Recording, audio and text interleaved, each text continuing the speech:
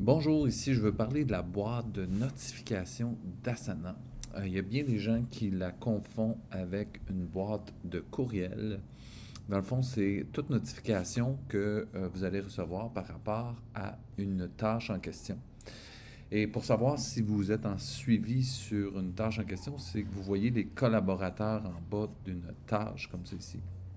Ce qui fait donc automatiquement, si vous êtes collaborateur, toute personne qui pourrait envoyer un commentaire, par exemple, va recevoir une notification dans sa boîte de réception. La vraie bonne façon d'utiliser la boîte de réception, c'est de la garder vide le plus possible. Donc, vous pouvez archiver le message ici. Ça, c'est les options qui sont offertes à vous. Vous pouvez aussi les mettre dans les favoris, ce qui va aller dans la section favoris ici aussi.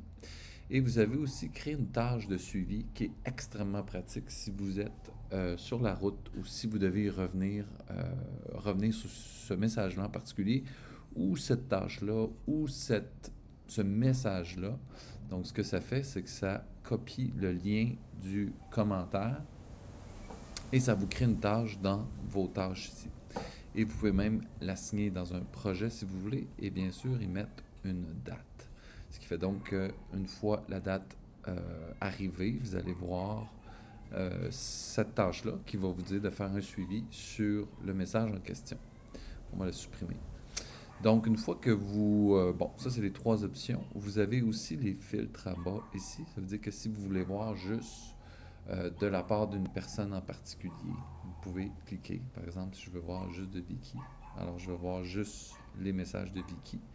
Si je veux voir les tâches, les messages des tâches qui m'ont été attribuées à moi, ceux qui m'ont fait une mention, comme ceux-là ici, et ceux que j'aurais attribués à d'autres. Mais on peut aussi retirer les filtres pour tout voir.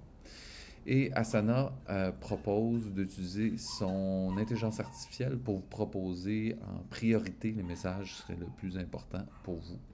Ou vous pouvez mettre les plus récents, tout simplement. Dans les trois petits points, vous pouvez tout archiver comme ça ici.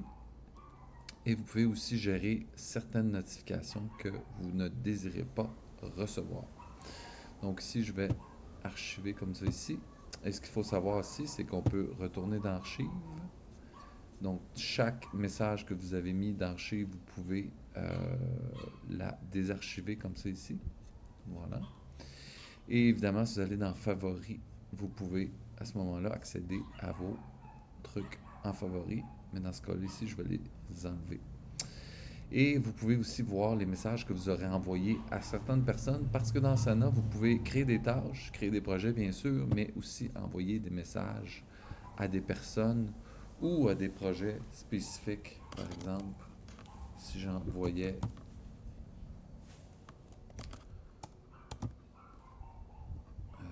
excusez-moi, si par exemple j'envoyais ça ici, j'enverrais un message dans le projet Propulsion et les gens qui sont en collaborateur pourraient voir le message à ce moment-là.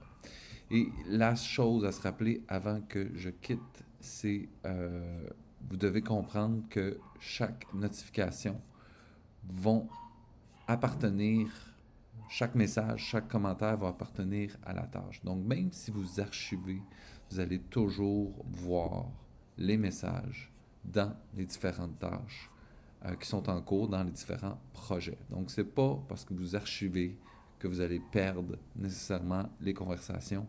Tout se retrouve aux bonnes places dans Sana. Voilà, merci, bye bye.